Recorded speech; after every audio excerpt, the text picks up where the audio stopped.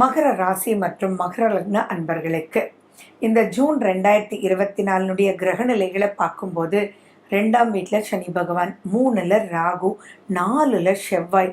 சனியினுடைய பார்வை செவ்வாய் மேலே படுதுன்றது நீங்கள் ஞாபகம் வச்சுக்கோங்க. உங்களுடைய 5ஆம் வீட்டில் புதன், சூரியன், சுக்கிரன், குரு. 6ஆம் வீட்டுக்கு அவங்க எல்லாமே 12, 14, 15 பீரியடில் ட்ராவல் பண்ண போகிறாங்க. நெக்ஸ்ட் கேது உங்களுக்கு கண்ணியில் இருக்கார். அண்ட் இந்த மாத கடைசியில் புதன் உங்களுக்கு கடகத்துக்கு வந்துடுவார்.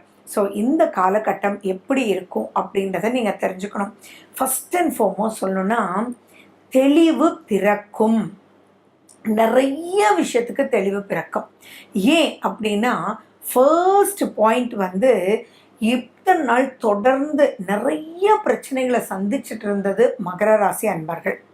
அதில் குரு பெயர்ச்சி வரும்போதே அப்பாடான்னு இருக்கும்.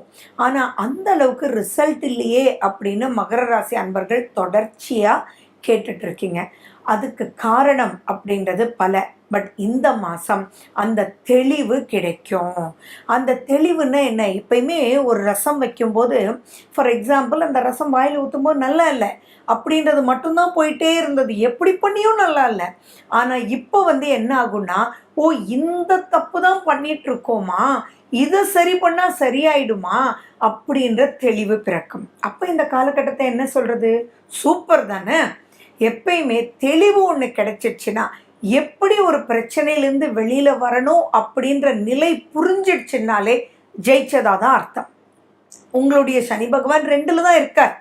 பட் ஸ்டில் 5ஆம் வீடு பூர்வ புண்ணிய ஸ்தானம்ன்றது ஒரு மிகப்பெரிய ஸ்தானம். அந்த இடத்துல புதன், சூரியன், சுக்கிரன், குரு.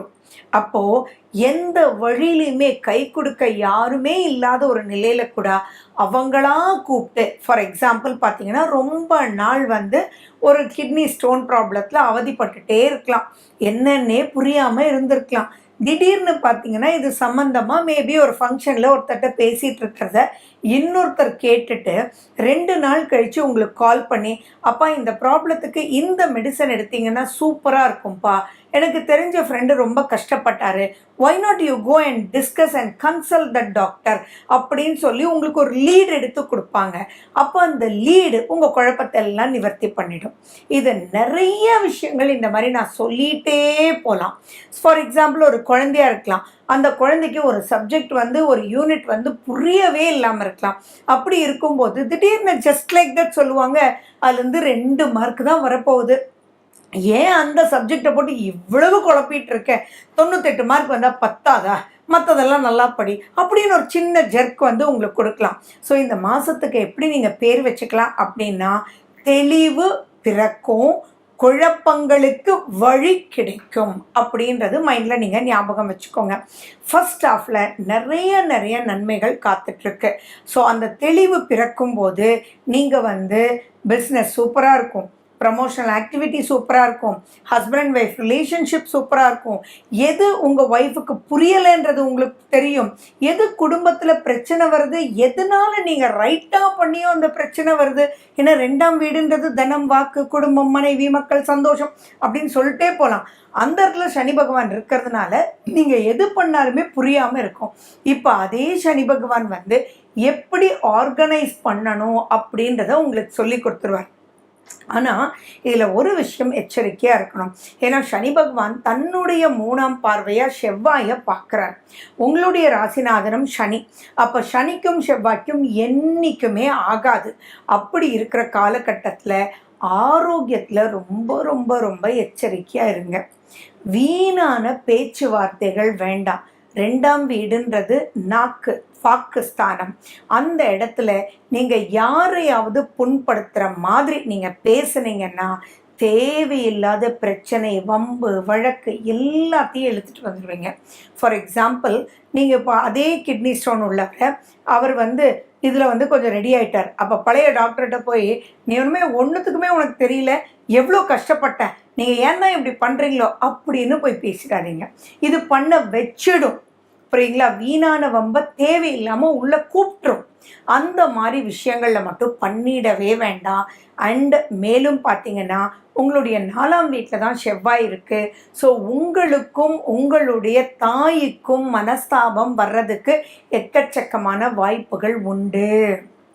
இப்போதைக்கு தாயுடன் அரவணைப்பும் அன்பும் மட்டும் போனோம். உங்களை பார்க்கும்போது அவங்களுக்கு எரிச்சல் வர்றதுக்குண்டான வாய்ப்புகள் உண்டு. ஸோ இந்த இடத்துல தாயிட்ட எந்த ஒரு பிரச்சனையும் வச்சுக்க வேண்டாம். சிரிச்ச முகமாக ப்ரொசீட் பண்ணிடுங்க. தாய் வழி வர வேண்டிய சொத்துக்கள் ஏதாவது இருந்தால் இந்த மாதத்தில் செவ்வாய் 3 வரைக்கும் எதுவுமே நீங்கள் பேசிடாதீங்க. தேவையில்லாமல் தாயினுடைய வெறுப்பு கீடு எந்த ஒரு நெகட்டிவ் விருப்பம் கிடையாது.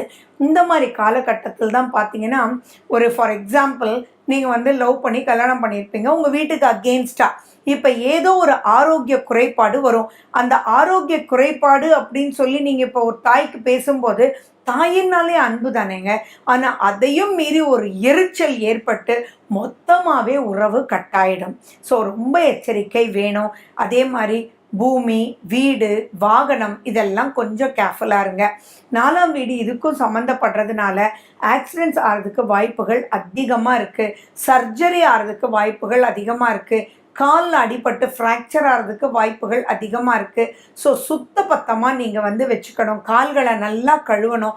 அலர்ட்டுன்ற பாயிண்ட்டை எங்கே காலை வைக்கிறோம், எப்படி வைக்கிறோம், ஏற்ற மாதிரி யார் எப்படி வராங்க அப்படின்றதெல்லாம் புரிஞ்சுட்டு யார் எப்படி வந்தாலும் உங்ககிட்ட நிதானம் வேணும் அப்படின்ற ஒரு விஷயத்த மட்டும் நீங்கள் ரொம்ப ரொம்ப முக்கியமாக ஞாபகம் வச்சுக்கணும். ஏன்னா 6ஆம் வீட்டுக்கு இந்த கிரக சேர்க்கை நெக்ஸ்ட்டு செகண்ட் ஹாஃபில் போகும்போது இன்னும் நான் சொன்ன விஷயங்கள் ரொம்ப எச்சரிக்கையாக இருக்கணும். கடன் தயவு செஞ்சு செகண்ட் ஹாஃபில் வாங்கிடாதீங்க. உங்களை கடன் வாங்க சொல்லி நிறைய ஃபோன் கால்ஸ் நிறைய விஷயங்கள் வந்தாலும் வேண்டாமேப்பா அப்படின்றத நீங்கள் தள்ளி வச்சிட்டிங்கன்னா பரவாயில்ல. இல்லாட்டி பெரிய பெரிய தேவையில்லாத பண சுமை வர்றதுக்கு உண்டான வாய்ப்புகள் உண்டு. ஸோ இதுலேருந்தெல்லாம் வெளியில் வர்றதுக்கு நீங்கள் என்ன பண்ணணும் அப்படின்னா, நிதானமாக செயல்படணும். எந்த ஒரு பிரச்சனை எந்த வழியில் வந்தாலும் சிரிச்ச முகத்தோடு இருக்கணும். பேச்சில் கவனம், வாக்கில் கவனம், நாக்கில் கவனம். யாரையும் மனதாலையும் உடலாலையும் பார்வையாலையும் கூட நீங்கள் கஷ்டப்படுத்திடக்கூடாது. இதுக்கு நிச்சயமாக தான தர்மம் கண்டிப்பாக உதவும். யாருக்கு முடியலையோ, யாருக்கு அதாவது ஊனமுற்றவர்களுக்கு நீங்கள் தானம் கொடுங்க. என்ன உங்களால் முடியுமோ கொடுங்க. மற்றவங்களுடைய மனசை சாந்தப்படுத்துங்க. ஹனுமனுடைய தைரியம், ஹரே கிருஷ்ணரை இப்போ பிடிச்சிக்கோங்க. நீங்கள் கிருஷ்ணனுடைய ஸ்லோகங்கள் நீங்கள் சொல்ல ஹரே கிருஷ்ணான்னு நீங்கள் சொல்ல ஆட்டோமேட்டிக்காக நீங்கள் எந்த ஒரு நெகட்டிவ்க்குள்ளே மாட்டாமல் வளைஞ்சு நெளிஞ்சு அவர் உங்களை கூட்டிகிட்டு போயிடுவார். ஸோ கிருஷ்ண மந்திரம் ரொம்ப முக்கியம். மகர ராசி மகர லக்ன அன்பர்கள் இப்படிப்பட்ட காலகட்டத்தில் சந்திராஷ்டமம் அப்படின்னு வரும்போது இன்னும் எப்படி இருக்கணுன்றது நான் சொல்ல தேவையில்லை. ஏன்னா பொதுவாகவே மகர ராசிக்கு சந்திராஷ்டமம் கொஞ்சம் கடுமை. ஏன்னா அது சூரியனுடைய வீடு. அப்போ அந்த இடத்துலையே சந்திரனும் வரும்போது நிறைய பேருக்கு மகர ராசி அன்பர்கள் சொல்லுவாங்க, அப்பா சந்திராஷ்டமம் வந்தாலே போதுண்டாப்பான்னு இருக்குப்பா, என்ன பண்ணுறதுன்னு தொடர்ச்சியாக கேட்குறீங்க இல்லையா? ஸோ நீங்கள்லாம் ரொம்ப ரொம்ப கேர்ஃபுல்லாக இருக்கணும். இந்த ஜூன் மாதம் வரக்கூடிய சந்திராஷ்டமத்தன்னைக்கு நார்மல் விஷயங்கள் பண்ணுங்க. அந்த சந்திராஷ்டமத்தன்னைக்கு நீங்கள் ஒரு வெல்லம் போட்டுக்கிட்டு நிதானமாக நீங்கள் இருக்கிறதுக்கு உண்டான ஸ்லோகங்களை கேட்டுட்டு நீங்கள் கொஞ்சம் பால் குடிச்சிட்டு நீங்கள் எதுவுமே நீங்கள் கிளியர் கட்டாக மூவ் பண்ணி மெடிடேட் பண்ணி ப்ரொசீட் பண்ணுங்கள். அப்போ எந்தவித பயம் பாதிப்புகளும் இருக்காது. ஏன்னா உங்களுடைய 8ஆம் வீட்டை தான் இப்போ சனி பகவான் பார்த்துட்ருக்காரு. ஸோ மிகவும் மிகவும் எச்சரிக்கையாக இருக்கணும் சந்திராஷ்டமனுடைய காலகட்டத்தின் பொழுது. ஜூன் மாதத்தினுடைய விசேஷ நாட்களை பற்றி தான் நம்ம பார்க்க போகிறோம். ஜூன் 2, ஜூன் 18 ஏகாதசி, ஜூன் 3 வாஸ்து நாள். காலையில் 9:05 10:35 வரைக்கும் வாஸ்து நேரம்.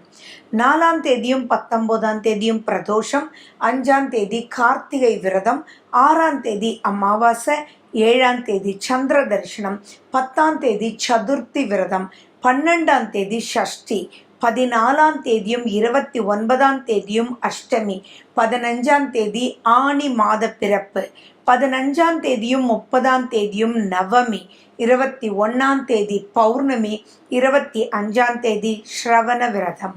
மேலும் விவரங்களுக்கு போன் நம்பர் 9842266555.